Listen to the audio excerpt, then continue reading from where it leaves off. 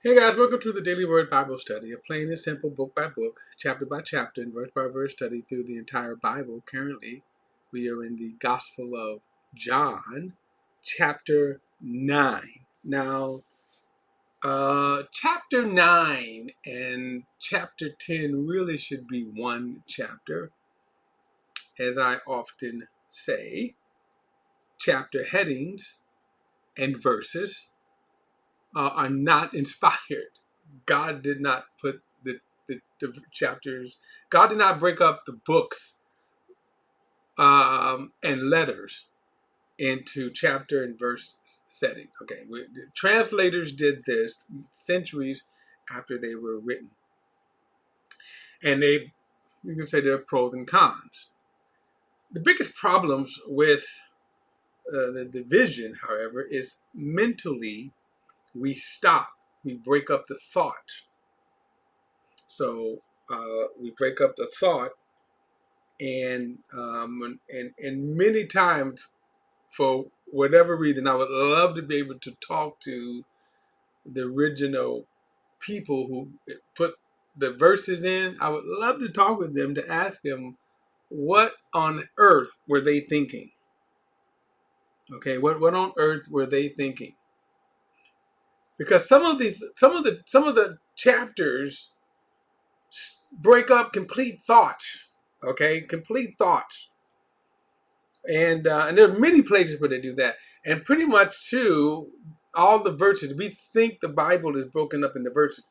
Now, truthfully, really the only book that comes close to being sort of accurate with that is the book of Proverbs, where they, a lot of times, pretty much each Proverbs is kind of broken up as a verse. Okay. For the most part, there are longer Proverbs that they divide into verses. Okay. Now that said, again, to keep, you should. I would challenge you, encourage you to also just kind of read. And if you're going to have a break in your reading, then do it where the scene changes. Okay. Again, the chapters. But so anyway, chapters 9 and 10 should be really one chapter, then one story. And so, but let's get to it. And let's see, chapter 9. Uh, so it says, as he was passing by. Now, actually, this is a good chapter break here from chapter 8 to chapter 9, okay? But it says, as he was passing by, he saw he saw a man blind from birth. Now, his disciples questioned him, Rabbi, who sinned, this man or his parent, that he was born blind? Now, there was a Jewish belief that if you sinned, or no, that if something bad happened to you, it is because of some sin. Okay. Now, if you go back to the book of Job, okay, well, let's go back before. If you go back to, um, if you go back to the, I'm trying to think of when Jacob's son, okay, when Jacob's sons sold Joseph into slavery. Jacob's sons were scoundrels. Okay, it wouldn't be till later in life that they had some redeeming qualities, but in their younger years they were scoundrels. And one of the things is that they were jealous of Joseph, and at one point they wanted to kill him. So then Reuben said, "No, don't kill him. He's our brother, right?" Could you imagine that conversation? Don't kill him. He's our brother. So uh, he said, well, so they put him in this pit. And Reuben was saying, okay, let me just get him away from them because my brother's kind of crazy. Puts him in this pit, and then Reuben goes off, right? In the meanwhile, his brother said, yeah, yeah, you know what, killing them is going to be bad. So instead of killing them, how about we make some money off of them? So they sell Joseph into slavery, sell Joseph to some Egyptians. Reuben gets back, where's Joseph? Well, we sold him off into slavery. All right.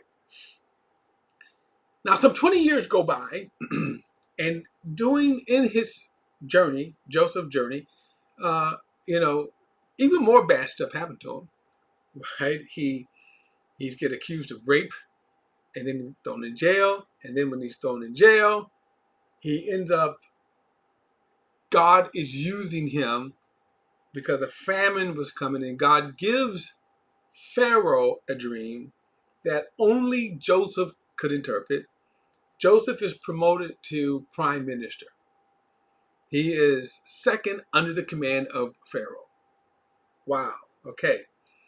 And as even Pharaoh says, people will live or die at your word. That's powerful, man. But Joseph is a good man. So that people should be thanking God for that. Potiphar's wife, woo, right? Okay. But as the famine goes, his brothers now, because Egypt, because of Joseph's wisdom that God had given him, Egypt is prospering while the rest of the world is suffering. And everybody is coming to buy food from Egypt. And so Joseph will go, hey, I hear there's food in Egypt, go down there. And they don't know that their brother is now prime minister, second in command. And so Joseph sort of toys with them. Joseph was like, oh, they don't know who I am. And though he's speaking to his brothers through an Egyptian interpreter. Now, some people may say, well, why didn't his brother recognize him? 1, 2, 3, 20 years have gone by. And remember, they were not expecting to see Joseph in this powerful position. And he probably had some makeup on, Egyptian gear, whatever. All right, so now he goes on and he starts toying with them. You spies, you trying to seek out, find out our weakness. And the brothers at this time, they have changed, and man, they begin to like, no, we're true men. Look, we just come to buy food. That's it, And like, okay, well, tell me about yourself. And they begin to tell him, and they get to a point where they're honest, right? And they go, well, look, we're 11 brothers, one is at home, and we're just here to buy food. And go, well, tell me about Joseph's like, no, tell me about this younger brother you got right here. Tell me about your father. They have no clue. So finally, he said, I'm going to put y'all in jail until I can find out. I'm going to send one of you back. I'm going to put you in jail. Now, here's the thing. Now, Joseph can understand them. And they don't realize that as they're talking among themselves, and they was like, what in the heck is going on? And one of them says, see, it's because of the wrong that we did. It was because of the wrong. And Joseph's heart is breaking at this point. But my point is, there was always this idea that when you do something wrong, that God is punishing you for that. And religions, not only Judaism, not only Christianity, but a lot of people just think that when you do something wrong, God is punishing for that. And the problem is that while in some respects God could be punishing you for your sins, but yeah, obviously God is not just kind of automatically as a pattern. You sin, you get punished. Okay, you sin, you get punished because, look, God doesn't, look, there's a lot of people that sin. There's a lot of people that do horrible sins and they don't get punished. There's a lot of people that do wrong, bad things and live their lives out. Okay? Very well. So, it doesn't mean always, and then, it doesn't mean that. But again, that's this thought right here. In other words, there had to be a sin there had to be a sin that this man was born blind. There had to be a sin. He had the fact that he's born blind. What sin did he do? Now keep in mind. So now that watch this, and here's even the more kind of illogic. Well, this obviously he was born blind, so his parents sinned, right? In other words, this man, well, he was born blind. So did he sin in the room? And I do believe that there was some aspect, some people believe that a person could sin. All right. So it's very interesting. So now Jesus answered, neither this man nor his parents sinned. Jesus answered, this came about so that the works of God might be displayed in him. Now the answer here kind of is a broad answer for this reason. Jesus' first answer, no one sinned. But the second phrase seems like that either God allowed this man to be born blind just so God can display his works. That doesn't pan up under scripture, by the way. It just doesn't. I mean, because if that was the case, you know, this man, I think it's above 40 or something like that. So in other words, God, God back, before the man was even born, caused the man to be blind or allowed the man to be blind just so that like 40 years later he could heal him. And I think sometimes when we look at language, there's certain, I think language can get lost in terms of what is actually being said here. He said this came out so that God's works might be displayed in him, right?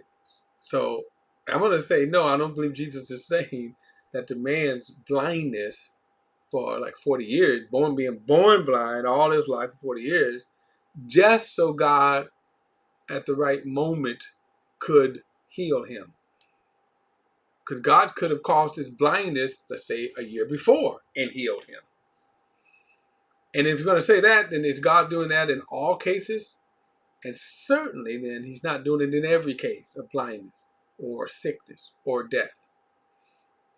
Verse 4, we must do the works of him who sent us while it is day. Night is coming when no man can work.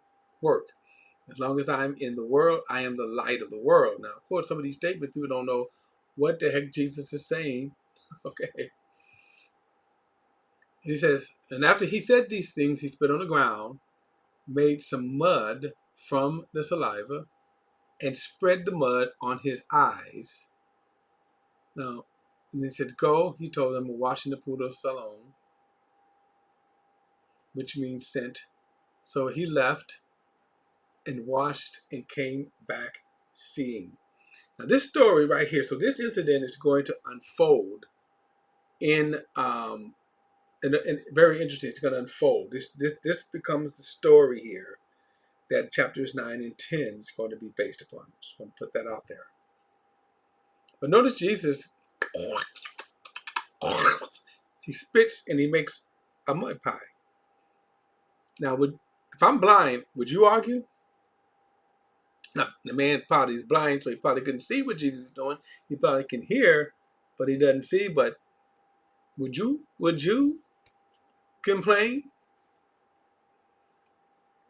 So he left, he washed, and here is his act of faith. He actually washed. He went to the pool and he washed. And he told him exactly where to go to the pool of Siloam. Now, this pool is very interesting that Jesus tells this man, let me confirm here, that Jesus tells this man, okay, I thought it was the same pool in chapter 5, but it's not. Okay, I'll look it up further. But anyway, so he tells this man to go wash. So the man washed and he comes back seeing. So this sets the stage of the story. Verse 8. Now, his neighbors and those who formerly had seen him as a beggar said, "Isn't this the man who sat begging?" Now, at some point, which is interesting because they did not have government institutions that would take care of people. They did not have government welfare. They did not have government mental health facilities, government health facilities. So when you go up at the boy, at some point when you become an adult, it's like you're on your own. Well, what did the blind man do on his own? Well, somebody would take him, set him down at a certain location, and then he would beg. Okay. So the neighbors are saying, wait a minute. He said, is this the man who sat begging? Some said, he's the one. No, others were saying, but he looks like him. It kind of always shows you the mindset of people that even when they're seeing something right before them, how they could rationale out of existence. He looks like him. Well, no, he's a different person. Okay? He kept saying, I'm the one. Therefore, they asked him, then how were your eyes open? He answered, the man called Jesus made mud, spread it on my eyes, and told me to go to Siloam and wash. So I went and washed and received my sight. Where is he? They asked him. I don't know, he said. Then, they brought the man who used to be blind to the Pharisees. And that day that Jesus made the mud and opened his eyes was on the Sabbath. So the Pharisees asked him how he received his sight.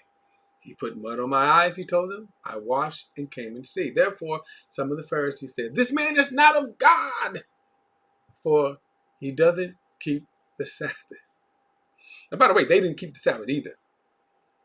Again, the hypocrisy, the hypocrisy of this of them was just unbelievable. Okay, so the fact that he healed a man that was born blind is not enough for them. He actually heals him. Okay, and they're saying he's not of God. So now you have to ask yourself, what would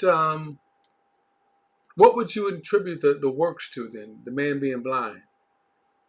Everybody saw this. Remember, people witnessed this. And of course, the man saying, look, I'm he. So,